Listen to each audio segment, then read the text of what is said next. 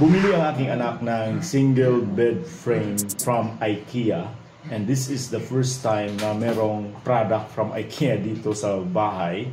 Ang binili niya, aside from the bed frame na dito sa malaking box, kasali na yung mattress, and the small parts here na sa maliit na box ay accessory sa bed. But these are worth about 20,000 pesos. Para sa akin, that's too expensive for a bed na single lang. Sulit kaya to? Una sa lahat, mag-subscribe muna kayo sa aking channel para suportahan ito. You may also join this channel as a member to avail of exclusive perks like priority in comments reply and early access or exclusive access to some videos for members only. You can also help fund some projects here by sharing super thanks. Unahin ko to pagbukas tong maliit na box. And when we received the package yesterday, ganito na siya. Parang binuksan eh. So, para sa akin, parang hindi IKEA. Kasi pag IKEA, maganda yung packaging eh. Pero ito, tingnan mo, obviously binuksan. Kaya sabi ko doon sa nag-deliver, bakit bukas to? Sabi nila, tiningnan daw ang loob. Okay, tingnan natin. Wala bang wala?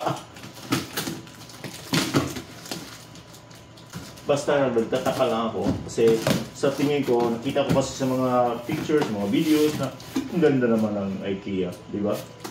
Okay. So, merong ditong kasali na bed sheets. Hindi ko alam. Ay ba sa IKEA ang nakalagay? Wala naman nakalagay ito kung ano to siya. Is this a towel? Parang towel eh. Okay. Ito, fitted sheet siya. So, kasali na to sa, binili ng aking anak. Binayaran niya na 20,000 pesos. Also, fitted sheet.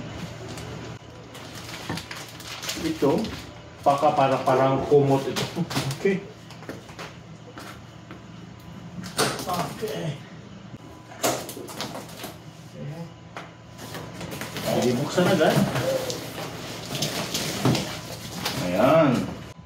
So ito ang pangalan ng bed, Slatom. Actually, the bed frame is about more than 7,000. The mattress is 5,000 or 4,000 plus.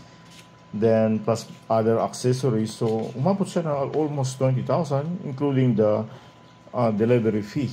Okay, dito sa instruction ng IKEA merong mga this is a user guide or installation guide. So nito pinapakita yung mga parts, kung ano yung mga pinadala nila na accessories, mga screws, nuts. Then meron dito step by step, so just follow the instruction. So, meron naman dito, 1, 2, then 3. Hindi lang sinabi kung ano tong parang headboard to or what. Ang liit naman, hindi to headboard. Yung dulo to sa may paahan, sa may paa. Okay? Ang headboard to, malaki. Kailangan mo talagang ilabas lahat ang mga main parts para hindi ka magkamali. Ito yung para sa dulo. Malaki siya. Okay? Malalaman mo na mali yung nakuha mo kasi hindi magkasya yung butas. Okay, sa dami ng mga bolts and screws dito and nuts. May nuts ba? Walang nuts. Para hindi tayo magkakamali, isegregate natin muna according to the types. May guide naman dito yung IKEA. So, ganito na muna gagawin natin. May dalawang ganito, may 4 na ganito, may 20 na ganito, may 8 na ganito, may 4 na ganito. So, ganoon. I-arrange natin para madali na natin mahanap yung mga bolts and nuts. Kasi pag dun sa instruction naman, sa mga step-by-step na instructions, may mga nakalagay na specific number ng bolts. Okay? Let's say for this number is 128574. This is the 128574. So, yun. Yan ang reference natin. Then, I arranged the bolts as shown on the picture. So yan, dalawang ganito, 4, 20, 8 at saka 4. So may mga number yan, may mga corresponding number, so hindi ka maliligaw niyan. First, itong dito yung paa ng bed. Okay? Then, ito yung bar niya sa side. Ito yung para sa paa, sa dulo. Madali lang naman kasi dito dalawang butas at saka merong ano dito, ano ba tawag dito, nag-protruding na metal na fit naman dito. So, ganoon. Hindi lang muna super tight. Mamaya ko na yan, i-tight talaga. I'm done with the first part. So, dito na tayo sa steps 3 and 4, which is the headboard. Yan ang headboard niya. Ang process ay pareho din doon sa una natin ginawa na dulo ng bed. The only difference is malaki ito. Ang daming plastic at ang daming karton. Ito yung trademark ng IKEA. Ito yung harap. Okay? Headboard. Ito yung likod, obviously. Take note, dito yung labas. So, dyan yan. Ito naman ang aking gagamitin. Okay? This side is para sa labas. Kung sanay ka ng assemble ng ganito, madali lang. When I was renting an apartment in Manila, yung mga binili ko ay ganito din yung klase. Kaso lang, mumurahin yung mga binili ko. Hindi tulad dito. So yan, I'm done with the headboard. Tabi ko muna.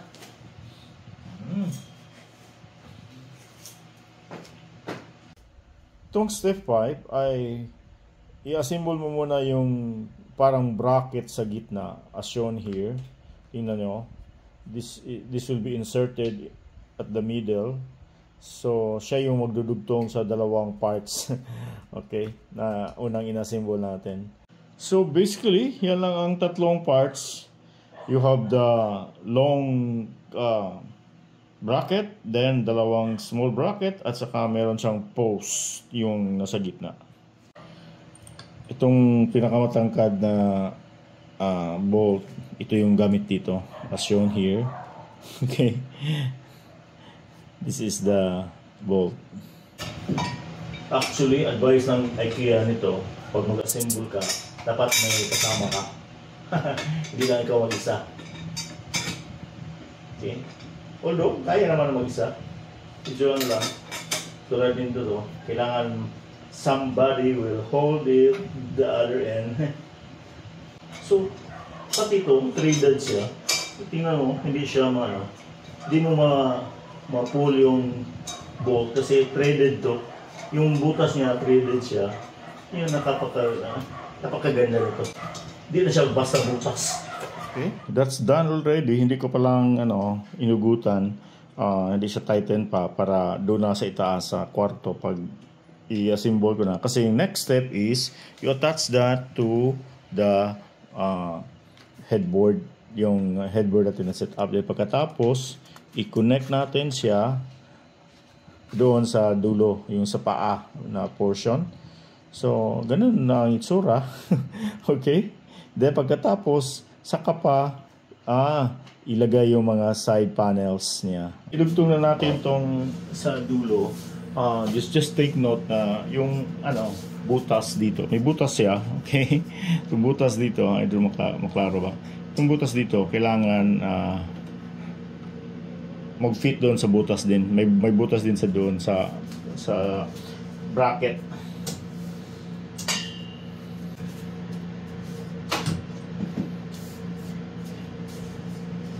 Number 8 na step is maglagay tayo nito. Ano bang pangalan nito siya? So, facing doon sa headboard, ang isa naman facing doon sa my foot. So next is yung maglagay tayo ng side panels. Madali lang yan.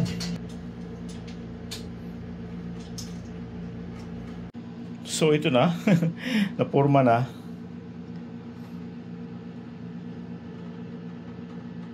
Ang sahig na ang kulang nito.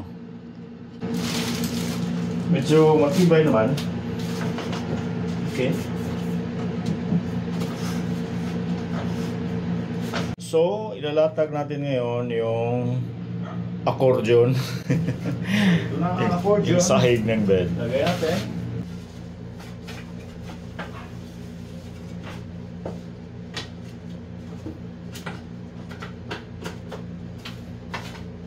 Okay.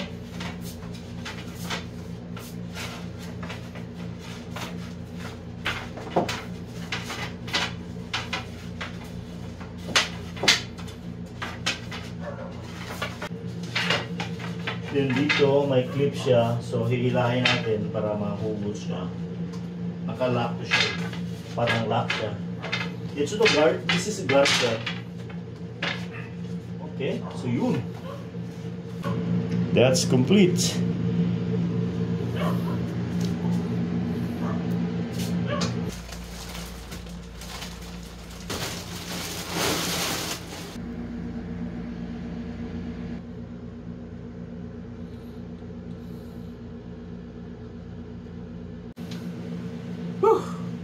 Nakakapagod.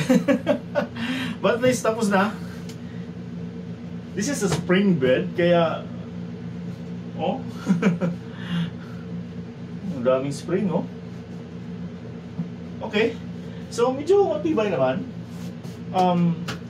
Kaya nga kanina sabi ko kung sulit ba. Sasabihin ko sulit kasi matibay yung mga materials niya.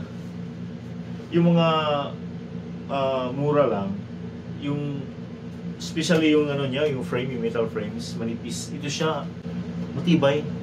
Makapal yung ano, yung mga steel niya, yung metal bracket niya. Malakas siya, matibay. Plus yung pagkagawa niya, may mga side panels dito. So may sapat na support siya para mag-stable yung bed. Okay? So matibay, okay. Kung meron kayong mga experiences about IKEA products, please comment below. This is my first time na meron kaming IKEA products dito sa bahay. Salamat! Ako si Jun Tariman, high-tech na bahay.